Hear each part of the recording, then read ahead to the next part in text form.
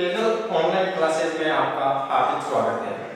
आज से मैं स्टार्ट करने जा रहा हूँ सामान्य विज्ञान, राजस्थान पुलिस के लिए सामान्य विज्ञान।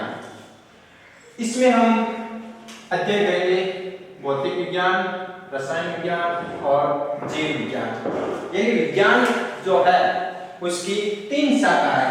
एक होती है भौतिक विज्ञान, एक रसायन विज्ञान और लास्ट की होती है 3 नंबर, वो होती है जीव विज्ञान यानी विज्ञान। सबसे पहले आपको पता होना चाहिए कि विज्ञान क्या है। वी प्लस ज्ञान, वी प्लस ज्ञान। अब इससे आपको स्पष्ट पता चल रहा है कि विज्ञान क्या है। वी प्लस ज्ञान विज्ञान। अब वी का मतलब क्या है, विशिष्ट और ज्ञान, यानी हमारे प्रकृति के अंदर जो भी घटनाएं होती है उनका विशिष्ट अध्ययन करना या उसका विशिष्ट ज्ञान होता है, वही विज्ञान कहलाता है। अगर परिभाषा पूछी जाती है विज्ञान की तो क्या होता है कि हमारे प्रकृति के अंदर जो भी घटनाएं होती है उसका सुव्यवस्थित ज्ञान ही विज्ञान कहलाता है। और विज्ञान की 3 शाखाएं, एक भौतिक, 2 नंबर रसायन और 3 नंबर हो गई आपकी जीव विज्ञान। तो अब स्टार्ट करेंगे आज हम भौतिक विज्ञान। तो पार्ट 1 भौतिक विज्ञान स्टार्ट कर रहे हैं।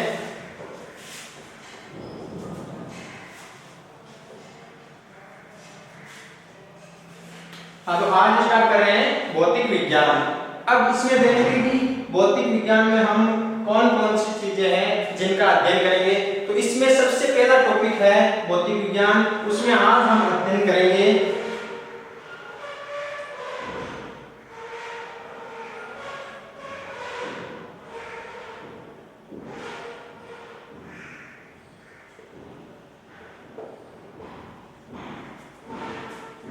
तो भौतिक विज्ञान में आज स्टार्ट करेंगे हम मापन एवं मात्रक, यानी कोई भी वस्तु है या कोई भी चीज है तो उसके लिए मापन आवश्यक है और मात्रक लगाना भी आवश्यक है। अब मापन की आवश्यकता क्यों होती है और मात्रक क्या है। मापन की आवश्यकता क्यों होती है। मापन की आवश्यकता इसलिए होती है कि मेरे पास में एक बोतल में पानी है, तो अब अगर कोई पूछता है कि आपके पास में कितना पानी है तो मैं क्या बोलूंगा कि मेरे पास में 1 लीटर पानी है। तो अब 1 लीटर क्या है, 1 लीटर उस पानी का माप है। तो पानी का माप है 1 लीटर। अगर मेरे को कोई पूछता है कि आपका वजन कितना है तो मैं क्या बोलूंगा कि 60 केजी यानी 60 किलोग्राम। अब 60 किलोग्राम का मतलब क्या हुआ कि मेरा जो वजन है वो 60 किलोग्राम है। क्या है कि मेरे को माप लिया, मेरा वजन है वो मापा गया है।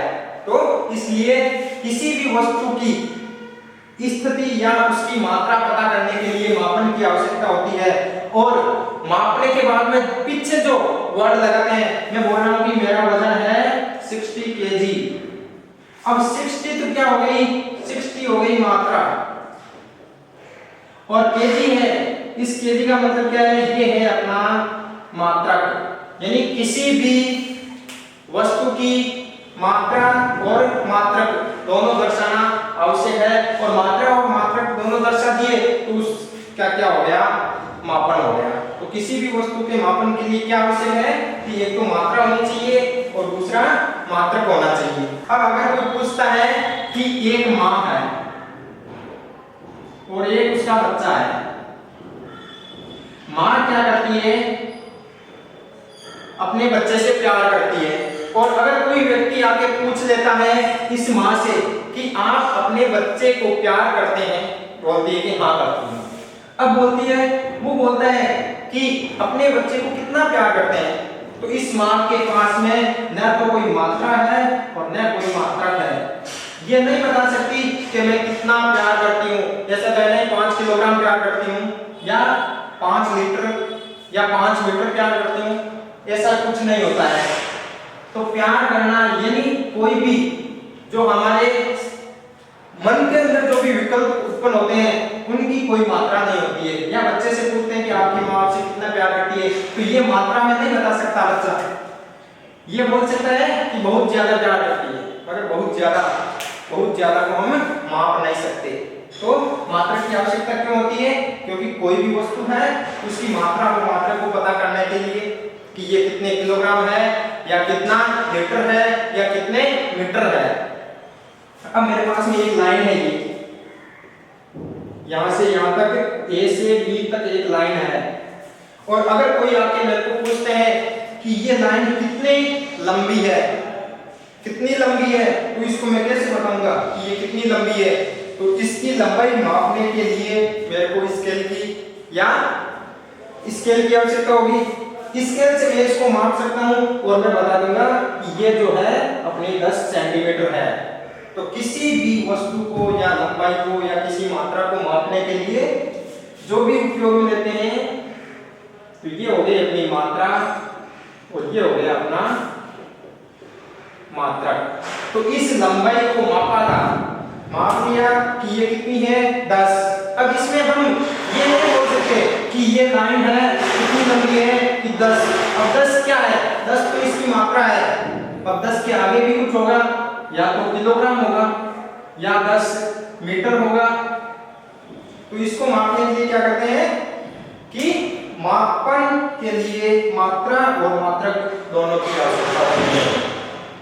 अब अगर पूछता है कि आपका वजन कितना है, तो मैं बोलूंगा 60 यानी 60 है। अब 60 क्या है, 60 मीटर। मेरा वजन कितना है, मैं बोल रहा हूँ 60 है। अब 60 मैंने क्या बता दी, मैंने बता दी मात्रा। केवल मात्रा से मापन नहीं होता, मापन के लिए क्या आवश्यक है, मात्रा प्लस मात्रक दोनों।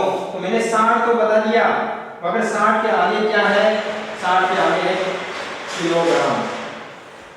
अगर पूछते हैं ये लाइन कितनी लंबी है, तो मैं यहाँ पर बोल देता हूँ कि 10 है, मगर 10 क्या है, इसका कोई परिमाप नहीं हुआ। 10 या तो मीटर बोल दो या सेंटीमीटर बोल दो, तब पता चलता है कि इस लाइन की लंबाई वास्तव में कितनी लंबी है। तो मापन की आवश्यकता क्यों होती है, किसके लिए होती है, ये था।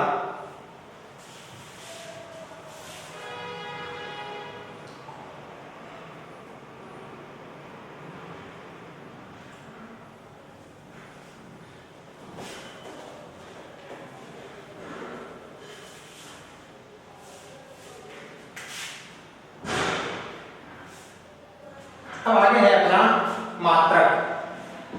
मात्रक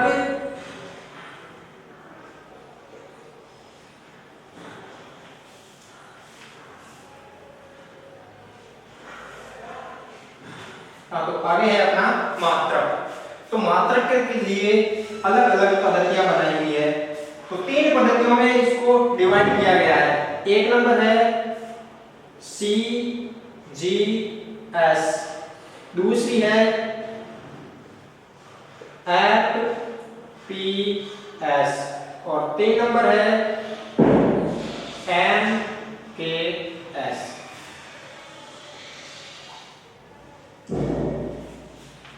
तो मात्रक के लिए कितनी पद्धतियां काम में ली गई है, मात्रक के लिए 3 पद्धतियां काम में ली गई है।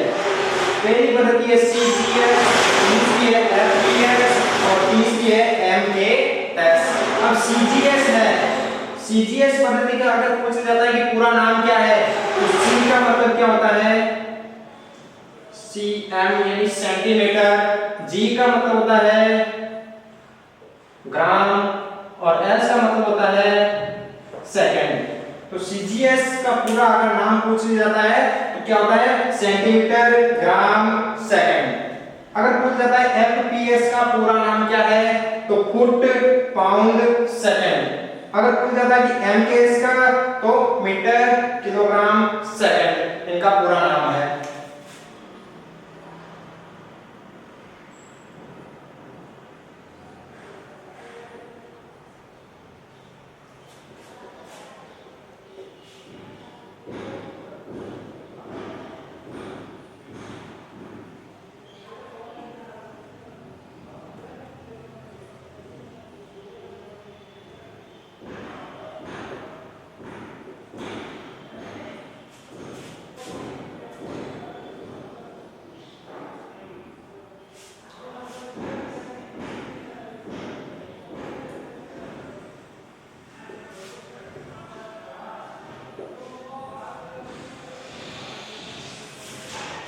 अब सीजीएस पद्धति, एक नंबर है सीजीएस पद्धति। सीजीएस की full form centimetre gram second, FPS की फुट पाउंड सेकंड, एमकेएस की मीटर किलोग्राम सेकंड। अब ये क्या है कि सेंटीमीटर, फुट और मीटर। तो सेंटीमीटर किसका है? लंबाई का मात्रक है, ये हम आगे पढ़ेंगे। ग्राम है, ये किसका है मात्रक? वजन का या भार का, या इसे बोल सकते हैं द्रव्यमान। सेकंड है समय का। तो अगर किसी भी वस्तु को या किसी भी चीज को हम मापते हैं तो मापने के लिए आवश्यकता होती है लंबाई, द्रव्यमान और समय की। तो तीनों पद्धतियों में जो सेंटीमीटर दिया हुआ है ये लंबाई होती है, या मात्रक पूछ जाता है कि लंबाई का मात्रक क्या होता है? लंबाई का मात्रक होता है सेंटीमीटर, या फुट हो सकता है या मीटर हो सकता है। अब अगर आपको पूछ लिया जाता है कि द्रव्यमान का मात्रक क्या होगा एमकेएस पद्धति में, तो ये अपनी है एमकेएस पद्धति। इसमें द्रव्यमान का मात्रक क्या होता है? किलोग्राम। यानी स्टार्टिंग में जो पहले दिया हुआ है वो लंबाई के मात्रक, बीच में जो दिए हैं वो द्रव्यमान के मात्रक, और लास्ट में दिए वो है समय के मात्रक। तो पूछा क्या है कि एमकेएस पद्धति में द्रव्यमान का मात्रक क्या होता है? किलोग्राम। अगर पूछा जाता है एफपीएस पद्धति में समय का मात्रक सेकंड। एक बात आपको याद रखनी है कि तीनों पद्धतियां हैं, तीनों के अंदर समय का जो मात्रक होता है वो हमेशा सेकंड ही होगा। और उसके बाद में अगर लंबाई का मात्रक पूछ जाता है कि सीजीएस पद्धति में लंबाई का मात्रक क्या होता है, तो सीजीएस पद्धति में आपको याद रखना है कि स्टार्टिंग में सी आया है, सी का मतलब होता है सेंटीमीटर, और लंबाई का मात्रक सेंटीमीटर होता है। अगर एमकेएस पद्धति में पूछ जाता है कि लंबाई का मात्रक क्या होता है, तो स्टार्टिंग वाला एम का मतलब होता है मीटर, तो लंबाई का मात्रक क्या हो गया? मीटर। तो ये थी अपनी तीन पद्धतियां, जिसमें ये जो पहली पद्धति है सीजीएस पद्धति, इस पद्धति का दूसरा नाम भी है। यानी अगर पूछा जाता है कि सीजीएस पद्धति का दूसरा नाम क्या है, तो सीजीएस पद्धति का दूसरा नाम होता है मैट्रिक पद्धति। सीजीएस पद्धति का दूसरा नाम क्या है? मैट्रिक पद्धति। और एमकेएस पद्धति का अगर पूछा जाता है दूसरा नाम क्या है, तो इसे बोलते हैं ब्रिटिश पद्धति। तो ये दो नाम आपको याद रखना है कि ये तो, या पूछा जाता है कि मैट्रिक्स पद्धति का दूसरा नाम सीजीएस पद्धति, या सीजीएस पद्धति का दूसरा नाम मैट्रिक पद्धति। ओके, आगे आता है एमकेएस पद्धति का दूसरा नाम ब्रिटिश पद्धति, या ब्रिटिश पद्धति किसे कहते हैं? ब्रिटिश पद्धति किसे कहते हैं अगर आ जाता है, तो ब्रिटिश पद्धति उसे कहते हैं एमकेएस को।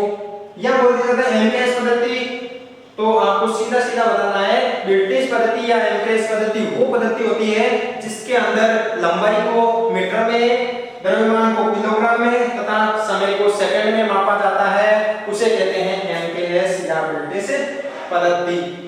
और सीजीएस पद्धति किसे कहते हैं? ऐसी पद्धति जिसमें लंबाई का मात्रक सेंटीमीटर, द्रव्यमान का मात्रक ग्राम तथा समय का मात्रक सेकंड होता है, उसे कहते हैं ब्रिटिश मैट्रिक पद्धति। अगर पूछा जाता है एफपीएस पद्धति किसे कहते हैं, तो एफपीएस पद्धति किसे कहेंगे कि जिसमें लंबाई का मात्रक फुट, द्रव्यमान का मात्रक पाउंड और समय का मात्रक सेकंड होता है, तो उसे कहेंगे एफपीएस पद्धति।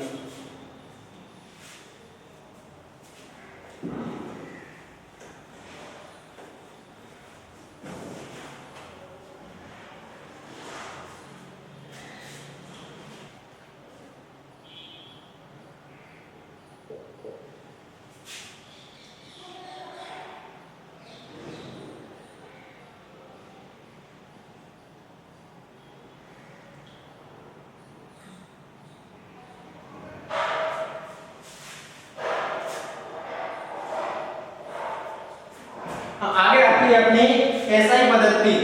एसआई पद्धति क्या है? अंतरराष्ट्रीय मानक पद्धति।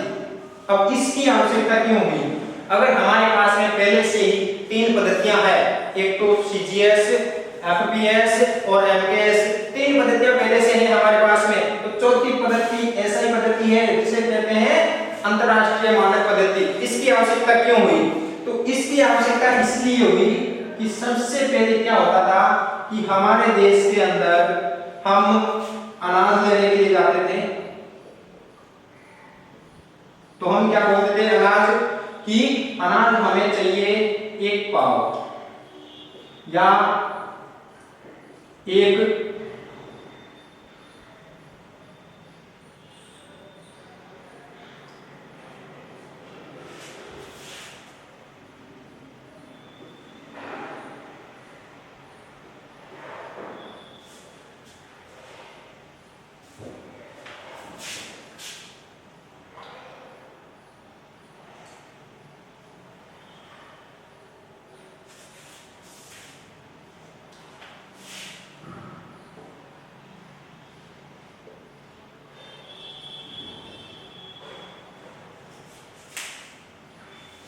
हाँ, तो चौथी पद्धति है एसआई पद्धति। अब एसआई पद्धति की आवश्यकता क्यों हुई कि हमारे पास में पहले से 3 पद्धतियां हैं, एक तो सीजीएस, एफपीएस और एमकेएस। ये पद्धतियां क्या है कि किसी भी वस्तु की मात्रा मापने के लिए बनाई गई है। अब हमारे भारत में पहले क्या होता था कि अगर कोई भी व्यक्ति है जो दुकान पर जाता है, चाहे चीनी, चाय या सब्जी या अनाज कुछ भी लेने के लिए, तो वो क्या बोलता था कि 1 पाव सब्जी दीजिए, या बोलते थे 1 दड़ी अनाज या 1 मन अनाज दीजिए। तो हमारे यहाँ पर क्या है कि भारत में तो सब जानते हैं कि पाव क्या होता है, दड़ी क्या होता है या मन क्या होता है, मगर वही व्यक्ति अगर विदेश में जाता है और वहां बोलता है कि 1 पाव सब्जी दीजिए, तो विदेश में वहां पर उनको पता नहीं होता है कि 1 पाव क्या होता है, दड़ी क्या होता है या मन क्या होता है। अगर वहां के लोग यहाँ आके बोलते हैं कि 1 पाउंड सब्जी दीजिए, तो हम नहीं जानते हैं कि 1 पाउंड क्या होता है। तो क्या है कि सब देशों के लिए अलग अलग पद्धतियां थी। उसके बाद में क्या है, सभी देशों ने मिलकर अपना व्यापार को बढ़ावा देने के लिए ये ऐसी पद्धति जो है ये एमकेएस पद्धति है ना, इस पद्धति को विस्तार से कर दिया। यानी ये जो पद्धति है पहले की एमकेएस पद्धति है उसको क्या है मॉडलिंग कर दिया नए जमाने की, तो वो बन गई एसआई पद्धति। तो आधुनिक एसआई पद्धति है वो आधुनिक एमकेएस पद्धति भी है। यानी पुराने टाइम में जो एमकेएस पद्धति थी उसके अंदर कुछ सुधार करके एसआई पद्धति को बना दिया गया है। अब एसआई पद्धति किसके लिए बनाई गई है कि विदेशों में व्यापार बढ़ाने के लिए। और विदेशों में व्यापार कैसे कि अगर विदेश में जाके कुछ भी चीज हम खरीदेंगे तो उसके लिए पैसों की आवश्यकता होती है या उसकी मात्रा की आवश्यकता होती है। अब मात्रा की आवश्यकता होती है, कोई भी वस्तु हम लेते हैं तो वहां जाके हम क्या बोलते हैं कि 1 मन या 2 मन दीजिए। अब उनको पता नहीं होता कि 1 मन क्या होता है या 2 मन क्या होता है, तो उनको भी पता नहीं है, हमें पता है। तो सबको पता करने के लिए एक मात्रक पद्धति बनाई, उसे कहते हैं अंतरराष्ट्रीय मानक पद्धति, एसआई पद्धति। अब एसआई पद्धति में क्या हुआ कि जो मूल मात्रक है उनको अलग अलग भागों में बांट दिया गया है।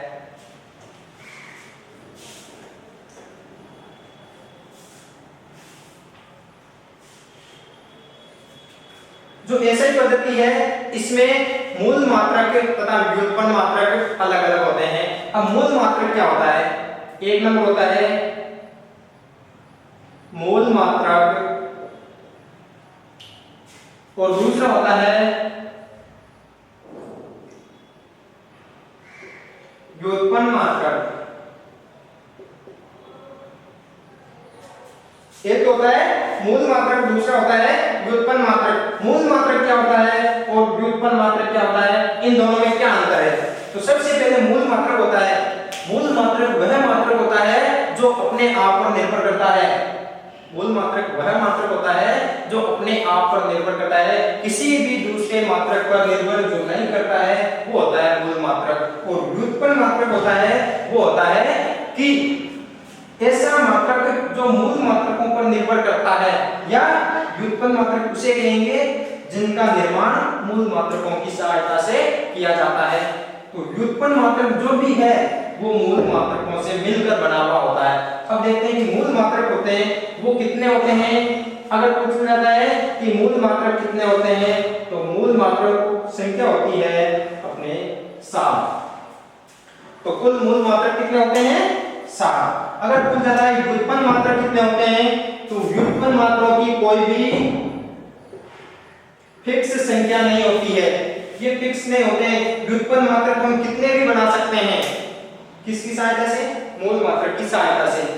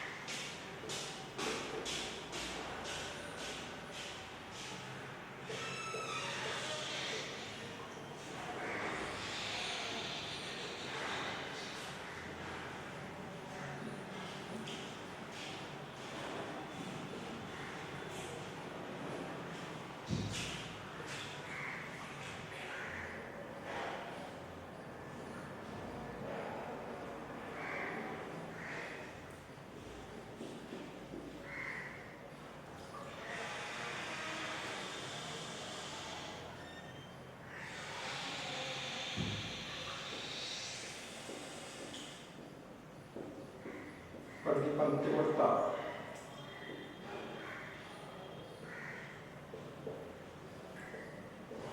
विद्युत धारा। हाँ तो हम पढ़ रहे थे मूल मात्रक। मूल मात्रक हमारे कितने होते हैं, मूल मात्रक होते हैं 7। एक नंबर होता है लंबाई, द्रव्यमान, समय, विद्युत धारा, ताप, प्रतिपन्न तीव्रता और पदार्थ की मात्रा। टोटल कितने हो गए 7 हो गए मूल मात्रक। और 2 होते हैं जो होते हैं अपने पूरक मात्रक, सप्लीमेंट्री पूरक मात्रक। अब पूरक मात्रक 2 कौन कौन से होते हैं, एक होता है घन कोण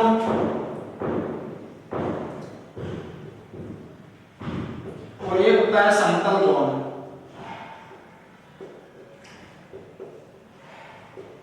तो टोटल मात्रक कितने हो गए कि मूल मात्रक तो हो गए अपने 7 और 2 हो गए पूरक मात्रक। कौन कौन से, तो एक तो हो गया घन कोण, दूसरा हो गया समतल कोण। तो सबसे पहले है हमारा मूल मात्रक पहला लंबाई। लंबाई को किस में मापते हैं, लंबाई का जो एसआई में हम किस में देते हैं, एसआई पद्धति में। एसआई पद्धति में मूल मात्रक पहला है लंबाई। तो लंबाई को किस में मापेंगे, मीटर में। और इसका मात्रक क्या हो जाएगा एम। द्रव्यमान, द्रव्यमान को मापते हैं ग्राम में और इसका मात्रक हो गया जी। अब इसमें आपको याद रखना है कि यहाँ पर द्रव्यमान का मात्रक एसआई पद्धति में ग्राम होता है जिसको जी से लिखते हैं। और यहाँ पर आपको ऐसा नहीं है कि जीएम कर दिया ग्राम, जीएम नहीं होता है, केवल जी होता है ग्राम। आगे समय, समय को मानते हैं सेकंड में और इसका मात्रक होता है एस। आगे होती है विद्युत धारा, विद्युत धारा मापते हैं एम्पियर और इसका होता है ए। आगे ताप, ताप को मापते हैं केल्विन में और इसका मात्रक होता है के। आगे होती है प्रतिपन्न तीव्रता, प्रतिपन्न तीव्रता को मापते हैं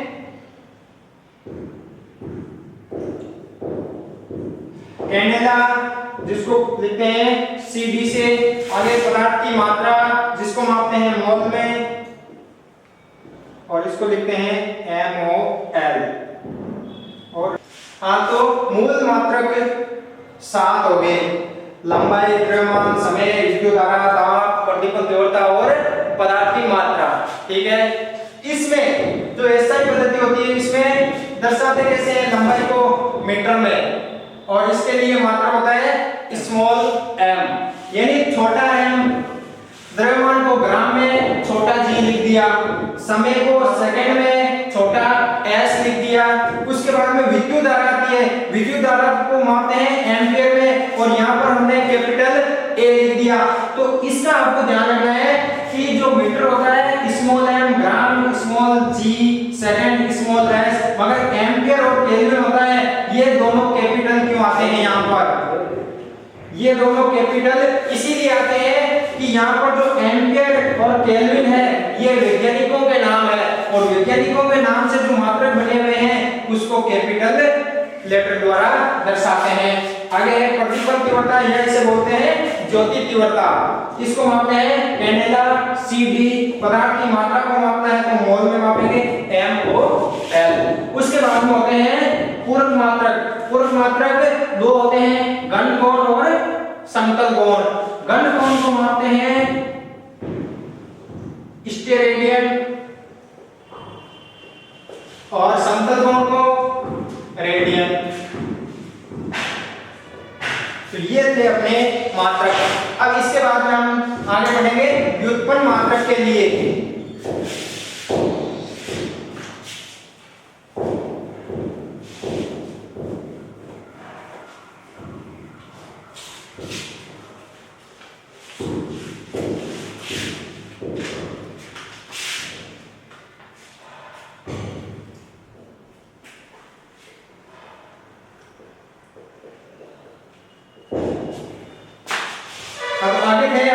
व्युत्पन्न मात्रक। व्युत्पन्न मात्रक तो आपको पता है कि अनेक व्युत्पन्न मात्रक होते हैं। व्युत्पन्न मात्रकों की कोई फिक्स संख्या नहीं है, यानी अनेक प्रकार के होते हैं। और व्युत्पन्न मात्रक कहते किसे हैं? अगर एग्जाम में आ जाता है व्युत्पन्न मात्रक की परिभाषा आ जाती है कि ये किसे कहते हैं या व्युत्पन्न मात्रक किसे कहते हैं, तो व्युत्पन्न मात्रक कहते हैं ऐसे मात्रक जिनको मूल मात्रकों की सहायता से बनाया जाता है, या ऐसे मात्रक जो मूल मात्रकों से निर्मित होते हैं वो कहलाते हैं अपने व्युत्पन्न मात्रक।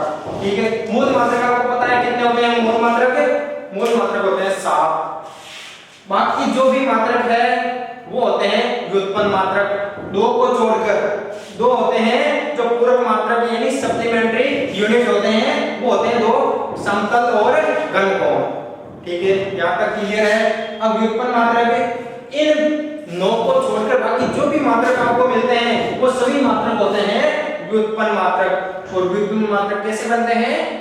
व्युत्पन्न मात्रक बनते हैं मूल मात्रकों की सहायता से। कैसे?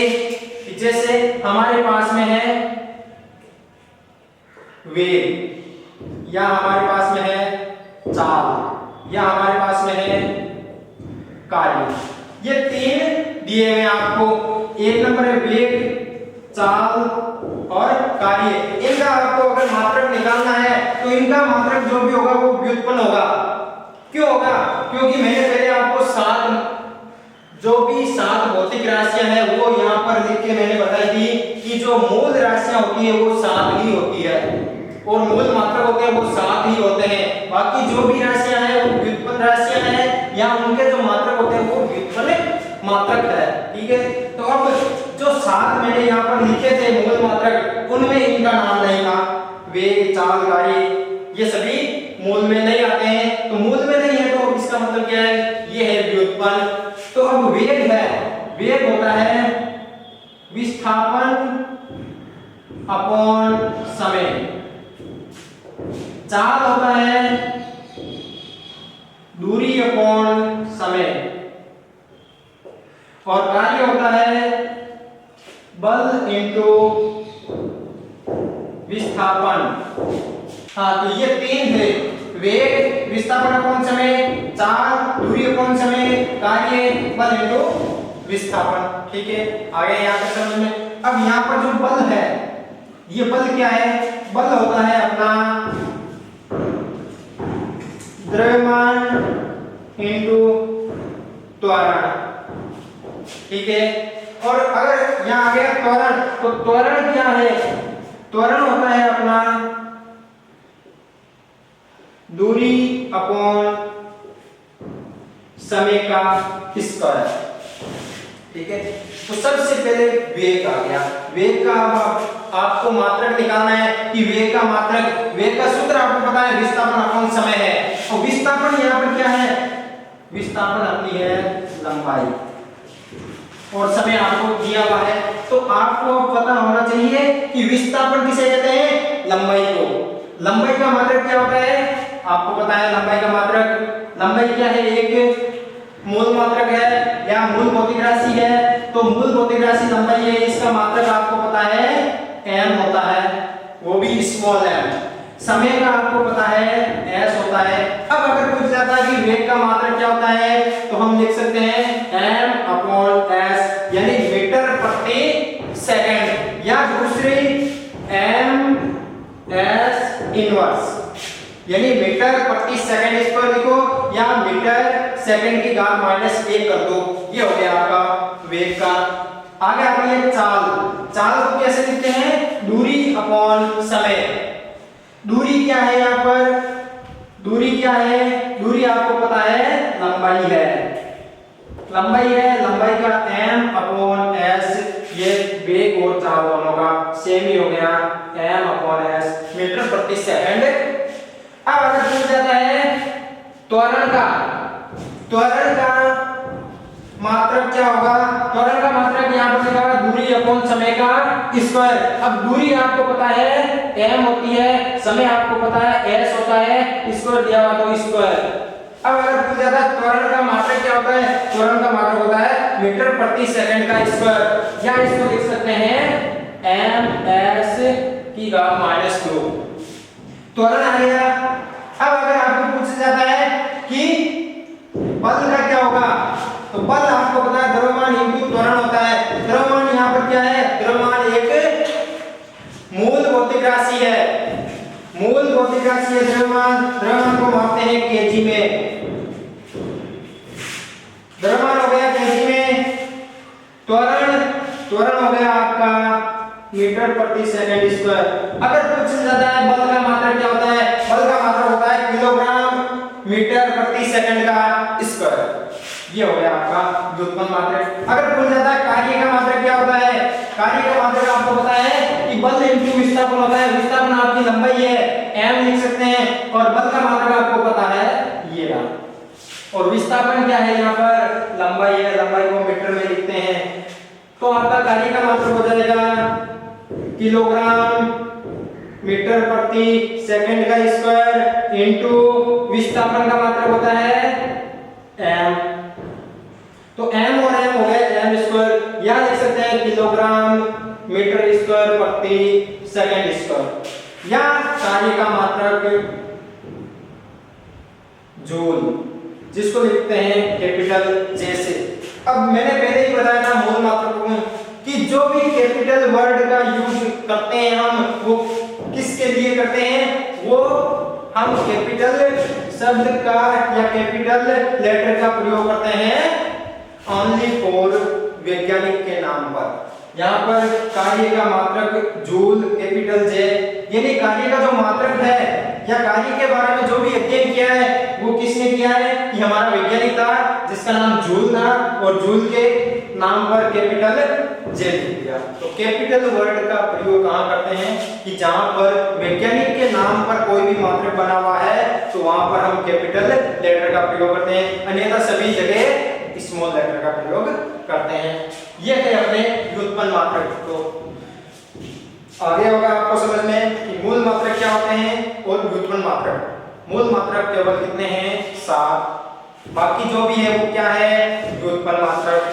अब आगे हम पढ़ते हैं कि दूरी जो होती है उनकी लंबाई, यानी अब अपने को यहाँ से पृथ्वी से लगाकर सूर्य तक की दूरी मापनी है तो किसके द्वारा मापेंगे, ऐसा नहीं मीटर से माप लेंगे, मीटर से इसका मापन संभव नहीं है, किलोमीटर से इसका मापन होता है। मगर पूछ जाता है कि हमारे यहाँ पृथ्वी से सूर्य की दूरी कितनी है, तो सूर्य से पृथ्वी की दूरी है लगभग 14.6 करोड़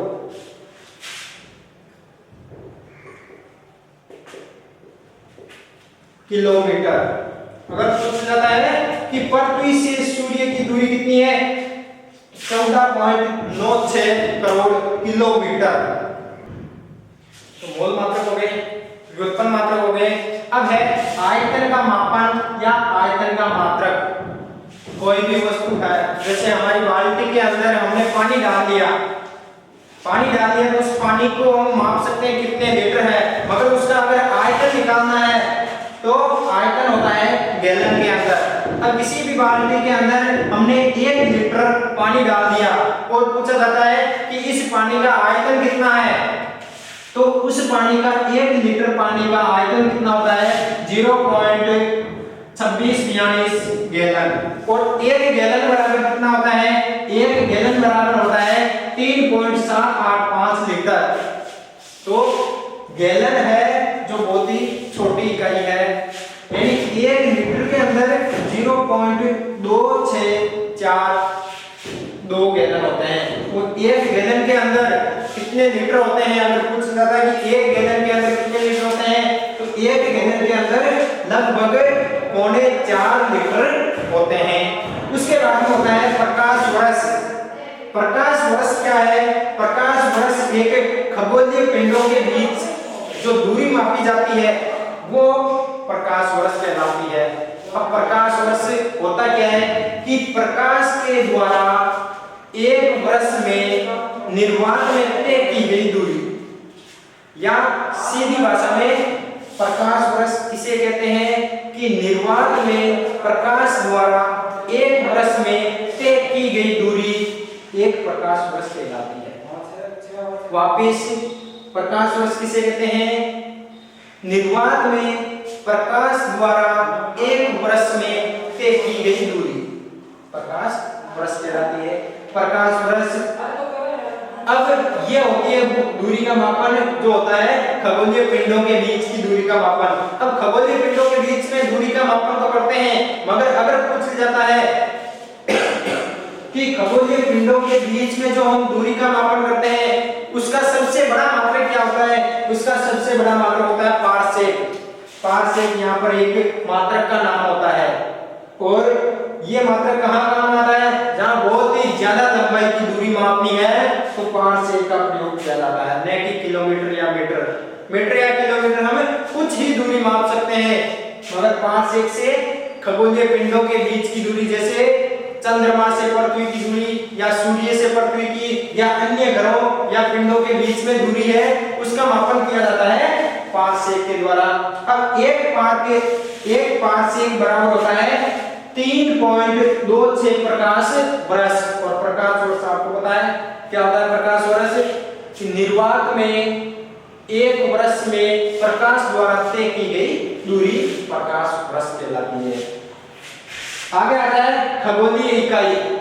खगोलीय इकाई का मतलब होता है, खगोलीय इकाई एक ऐसा मात्रक है जो पृथ्वी से सूर्य के बीच की दूरी का मापन किया जाता है। और आपको एक बात याद रखनी है कि पृथ्वी और सूर्य दोनों के मध्य दूरी कितनी है, वो है 14.96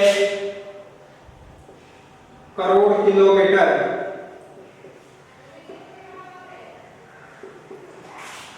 तो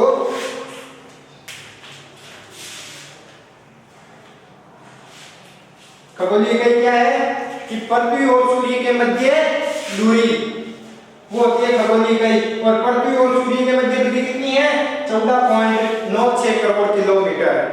ठीक है, तो आज ये टॉपिक खत्म हो गया है। Okay, thank you, best of luck.